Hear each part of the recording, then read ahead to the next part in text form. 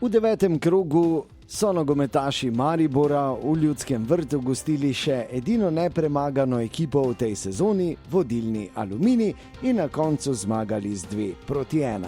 Začelo se je bolj kot ne pošahovsko. V prvem polčasu igra predvsem na sredini igrišča, še najnevarnejši so bili v 23. minuti gostje, ko je iz prostega strela poizkusil Vrbanec, žoga pa je zadela živi zid in končala v kotu.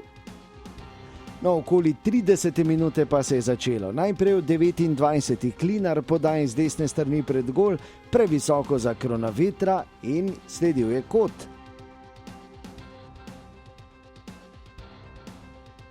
In po kotu dvojni poizkus. Najprej ni uspel priti do zaključka Mitrović, Zahović pa je streljal preko vrat.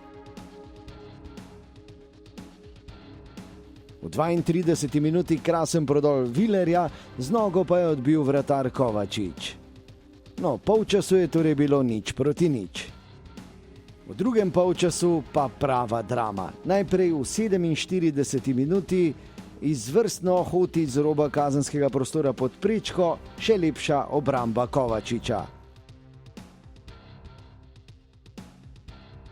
V 53. minuti pa 1-0. Izjemen strel ponovno Dina Hotića, ki je tokrat matiral vratarja Kovačiča in popeljal Maribor v vodstvo.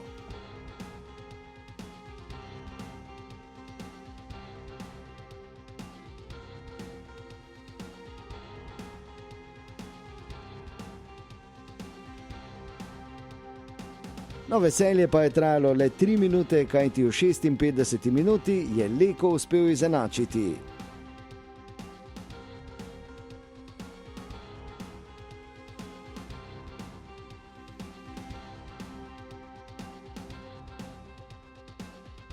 V 67. minuti pa še en krik veselja v Ljudskem vrtu.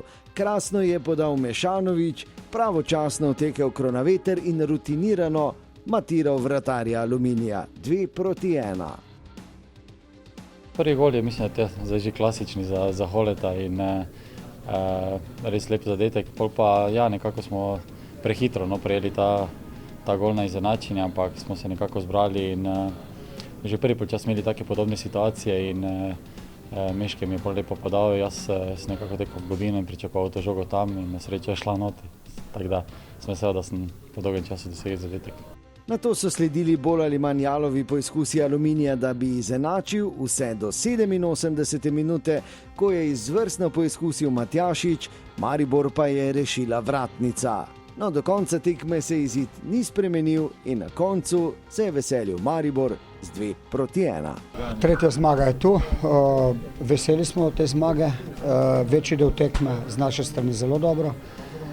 Prvi polčas je manjkal dejansko samo zadetek, drugače smo imeli in dinamiko, pritisk smo delali, napadali smo, po bokih smo jih lepo prebijali, mogoče smo bili tudi zaradi dobre postavitve nasprotnika v tistem zadnjem ključnem trenutku malce nenatančni.